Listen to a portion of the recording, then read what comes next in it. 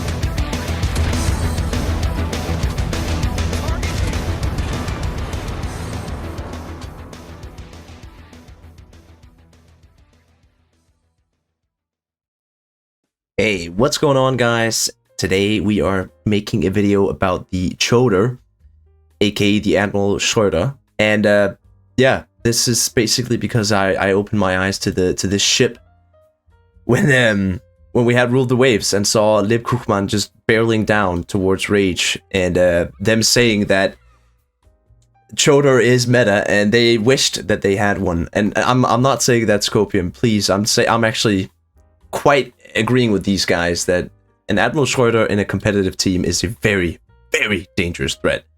And it indeed provided some very, very entertaining gameplay to watch. But today we're going to be playing it ourselves, and I've compiled a little bit of a, compilation of some clips, because I never really got a crazy game. I tend to go very, very hard, go straight into the enemy, and then you die. But this thing actually can create an impact when you push. So just before we get into that, here's my build. That's battle honors. Going for the secondary battery, obviously, and let me just go into a group so we don't get invites. And I'm actually running Adelheid because she's got the close quarter combat expert, and I think that fits pretty well for Schröder. I run a reload and rudder plus concealment build, but actually in the gameplay you're seeing, I am actually running with secondary battery modification 1, just trying it out to see if it helps. But I ended up landing on reload because, well, you use your main guns quite a bit.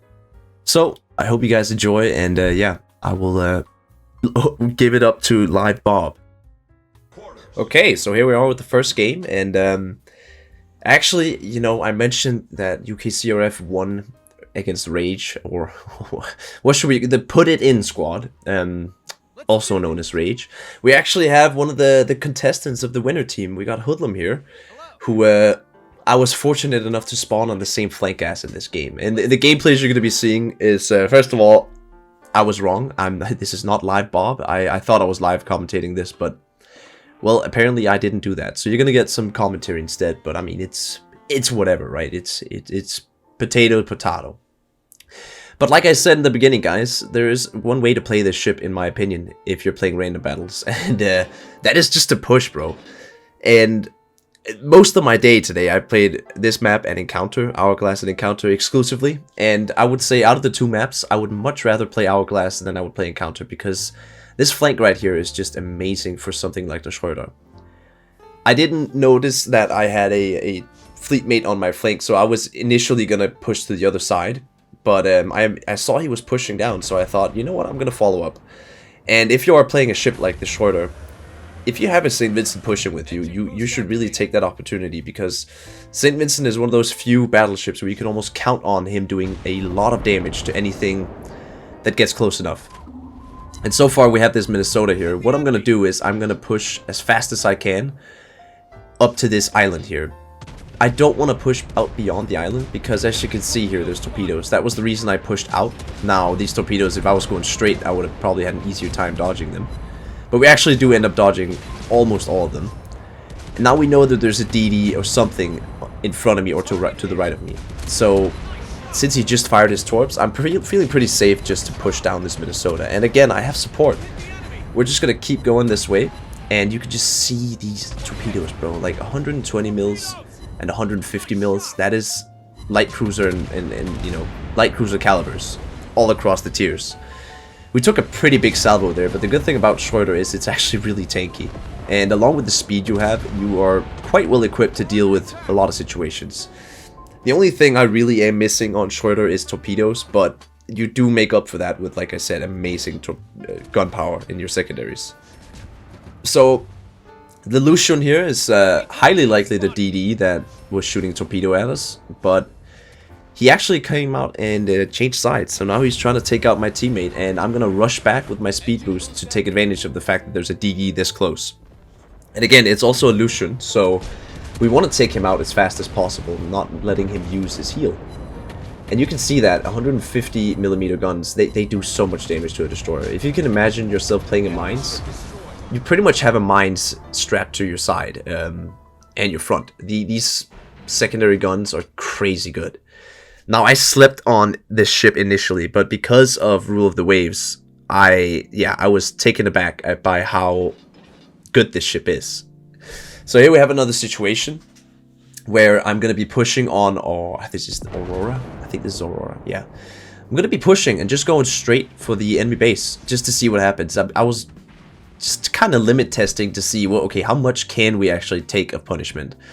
We were lucky that the CV didn't chase us this game, because obviously any brawling ship does not like being spotted and harassed by a CV. So we're gonna count our blessings and be happy that he doesn't go for us initially.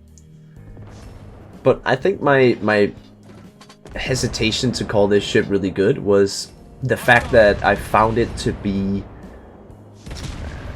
you know, lackluster in any other department than its secondaries and speed. But I think I was just playing it wrong, to be honest. I think I was playing it like a Schlieffen, where you know, in the beginning of a Schlieffen game, you like hanging back, using your main battery to, you know, get some damage and soften up targets, maybe pick a target off, so you're you know, have a numerical advantage on your team. That makes it a lot easier to brawl. But what I found out is, given an opportunity in this ship, you really just have to full send it. Because your secondaries with the secondary overload 3 are quite effective at dealing with pretty much anything.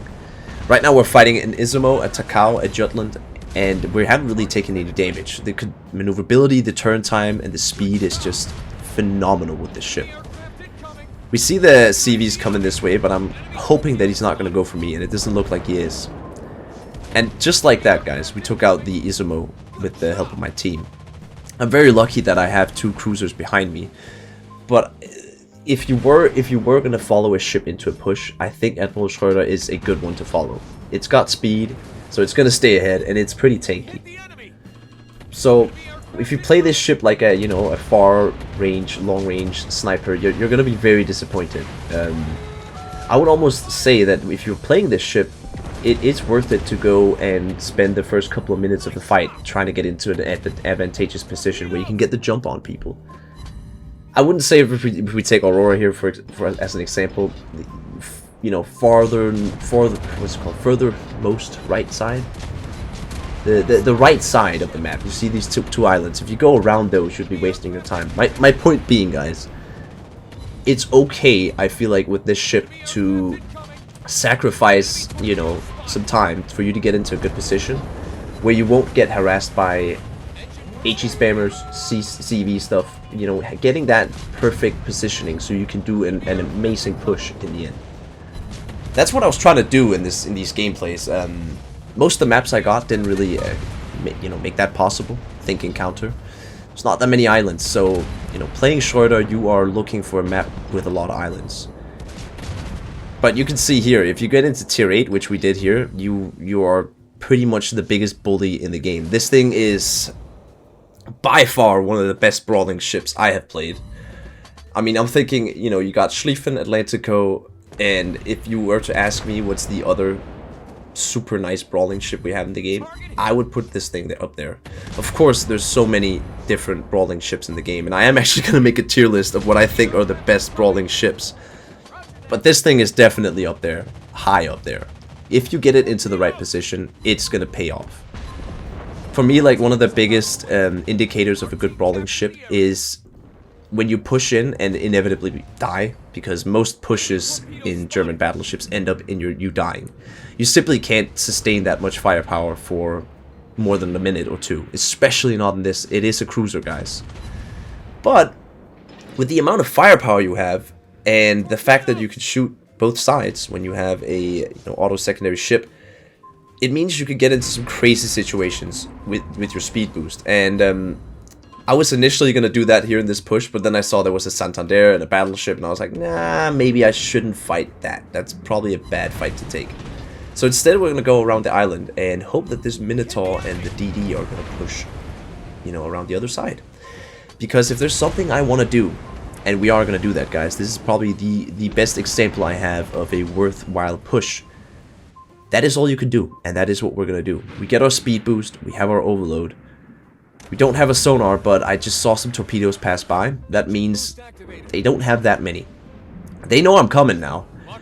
The Minotaur is not stopping, and that is my cue to just start unleashing hell on this guy. I see instantly that the Fletcher starts turning away, so we're just going to give him some, some salvos for good gesture. It's a hospitality thing. And there's a Santander right here. We are in a very powerful flanking position right now. We have all of our secondaries going. Minotaur is as good as dead. Santander is almost as good as dead. He actually is popping a heal currently, so we don't quite get the double strike. But you can see this was a worth push for me.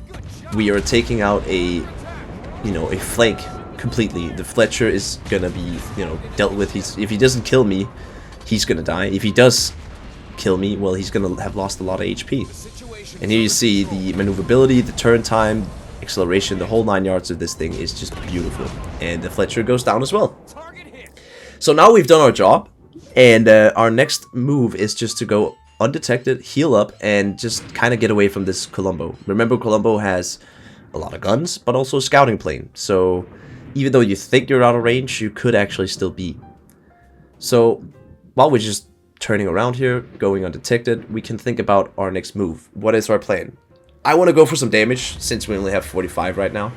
So I'm going to go for that Colombo. And seeing as we have a destroyer in the cap, just, holding on for dear life. By the way, good job, DD. That is actually impressive. You've been sitting behind their team for literally 3 minutes now. So we're going to go help this guy. We do have a Nevsky with us, which is actually great. Because as I'm pushing in, Nevsky can just hang back and farm that damage off the Colombo. I will be taking the brunt of it, and it's even questionable if I'm going to survive 2 salvos with the amount of HP I have. But I feel like that, like I said, you have the firepower to absolutely decimate somebody in a quick, very, very quick succession in a brawl. I guess you can kind of call the Schröder the Austin of, brawling ships, because just like Austin, you're waiting for your opportunity to that moment, your ambush or your perfect strike. Just like Austin, you're waiting for that. Austin doesn't want to be sitting out and be the center of attention. He wants to wait, use the skill when it's up, the rapid reload. Same with this thing. I feel like if you're just pushing in and, relying on your ship's armaments to do the damage and kill things before you get sunk, you're going to be failing a lot. But if you wait, take your time, and use concealment, just like an Austin would, you're going to be doing a lot of damage. It's highly likely that if you meet a destroyer at close range and you manage to dodge torpedoes, they will not have more than 20 seconds to react. You got to think about it. 120mm, 150mm, and 305mm guns. That's quite the package. But that is going to be it for this video, guys. Hope you guys enjoyed it, and I could definitely recommend this ship. It's by far one of my favorite tier 9s to play right now. But I hope you enjoyed. My name has been Brawler, aka Pabloon, and I am signing out.